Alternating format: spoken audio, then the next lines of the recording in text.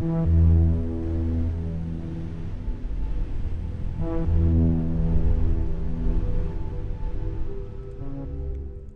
this is Inferno Reg. I am going to be doing a let's read of a couple of stories to start off the new year.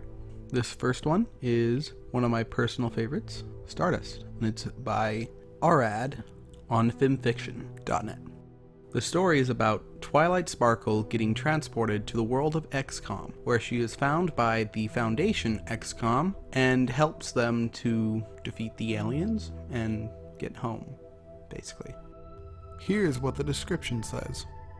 Isolated from her friends and taken prisoner in the middle of a war, Twilight must deal with the very real danger of being perceived as an enemy, as well as her nightmares of her arrival on Earth. Can she overcome her own fears and the fears of her captors? Will the wayward unicorn's assistance be a boon or a cause to the humans? Most importantly, will she ever find her way home? In short, it's a story of friendship and plasma rifles, with an emphasis on the friendship. The characters are well written, the XCOM setting is fleshed out very well, and the story is compelling. If you love XCOM, you'll love the story, but even if you've never heard of it, it's more than worth giving the first 3 chapters a read. So let's jump right into the story.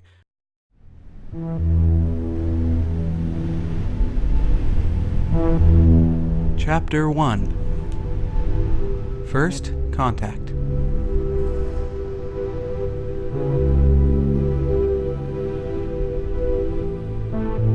Being made of stone left little to do but go insane, or plan.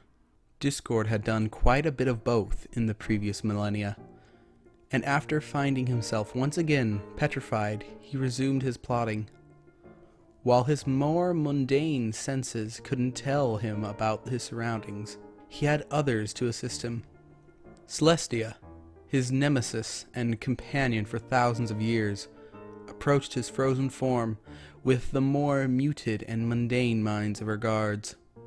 Then he was moving somewhere. The development was unexpected, so soon but not unanticipated, especially when the presence of the elements appeared nearby. Had his face not been made of stone, Discord might have grinned. "Oh, Celestia, you are so easy to anticipate." A few moments passed before the Avatar of Chaos felt the elements of harmony begin to crack his stone prison. As Discord broke free, he screamed to the heavens for his emancipation, and followed his cry with a fit of laughter. "Reform me! Reform me!" Discord spoke between guffaws. And who does she think can do it? A quick glance at the yellow Pegasus was all Discord needed for confirmation. Fluttershy! He fell to the ground in laughter. The 6 elements surrounded Discord while Twilight stepped forward. Before Twilight could speak, Discord shot upward and looked down upon her. "Oh yes, I know. His lion paw started to mimic a mouth speaking, and Twilight's voice came from it. Righteous indignation, threats to use the elements, blah blah blah. I haven't lived as long as I have without being able to see the writing on the wall, my dears." Discord continued as he walked backwards. One mismatched claw pointed at the wall that appeared behind him. "It says 4th," Twilight said, arching an eyebrow as she surveyed the word written there. She recoiled in surprise when Pinkie Pie's head burst from the center of the wall. "It doesn't matter which wall you put up, Discord. I will break it down if you start being mean again," Pinkie declared loudly, and the whole wall tumbled down around her. Discord shrugged and looked over his shoulder. "I knew I shouldn't have used that wall. Pinkie knows its fatal weakness." Both Pinkie and Twilight started to interrupt, but Discord shushed the 2 of them. "This situation can only end in 2 ways. I'll either become a lawn ornament again, or I'll reform myself. The only real wild card is how I am reformed. So, Twilight, care to make a wager? You and your precious friends all know in your heart of hearts that friendship can conquer all. I am not convinced." Discord leaned backwards in a chair that instantly appeared behind him. His manic eyes were now hidden behind orange-shaded glasses, and his now white-gloved paws/claws were steepled before his face. These are the terms. Convince me irrefutably that friendship is the strongest power in the universe, and I will willingly submit to Celestia's authority. Twilight looked to the other elements before nodding and turning back to Discord. I accept your challenge, Discord. The avatar of Chaos grinned and snapped his fingers. A cardboard cutout of Twilight fell face first on the ground where she once stood.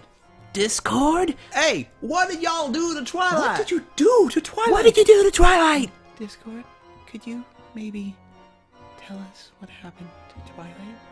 Discord only grinned and inspected his gloved paws. Oh, I sent her off to win or lose our wager, of course. If friendship is as powerful as she says, then she will have no problem returning here and proving me wrong. He leaned forward and gave a grin that was all teeth. I sent her someplace where hostility is first, second, and third nature. Someplace where the unknown is an enemy to be destroyed. Someplace where friendship certainly isn't magic.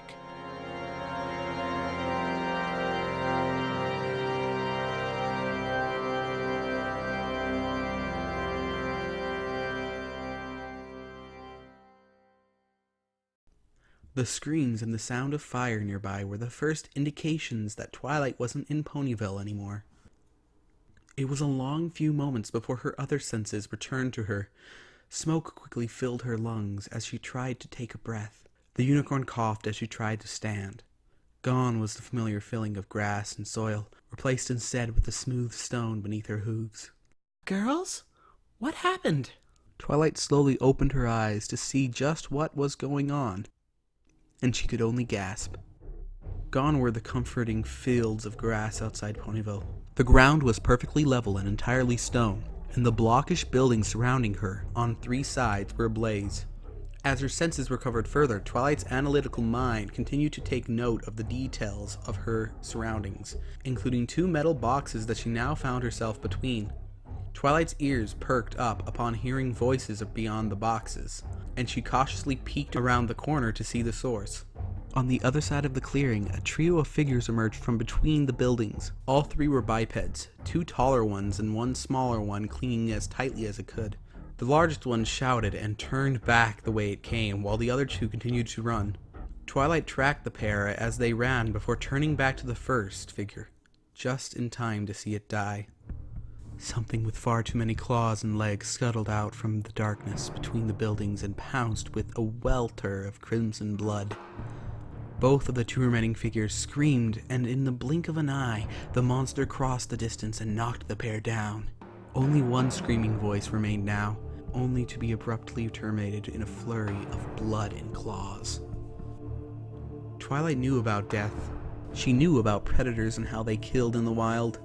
Her studies were manifold and varied, and one of the brief subjects she had touched on was natural sciences.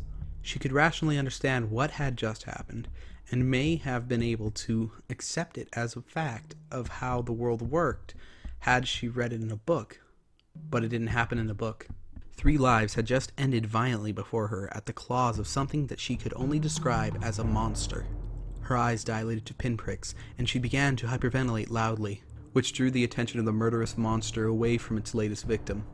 It dropped the tiny body and whirled around to advance upon Twilight with a howl. Stay away! Stay away! Twilight whispered to the thing, but it scuttled toward her on blade-like legs, its glowing eyes fixed upon her, and a pair of claw-tipped and gore-stained arms reached forward as it moved with frightening speed. The unicorn's horror transformed into mortal fear as she tapped her magic and screamed, Stay away!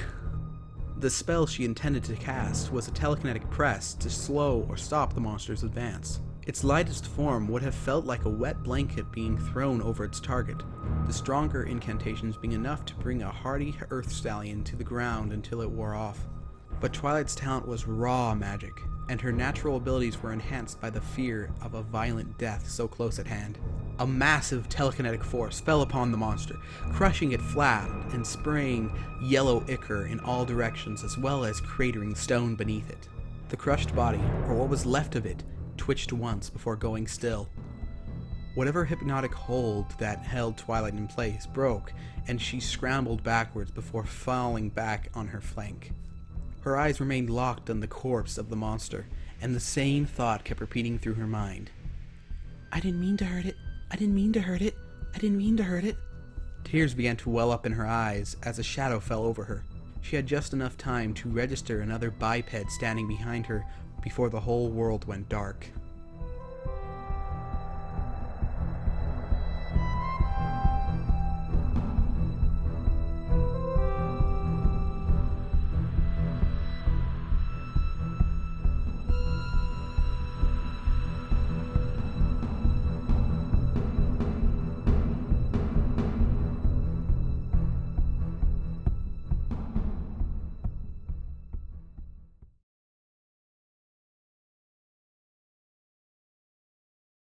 (1645) April 2nd, 2015.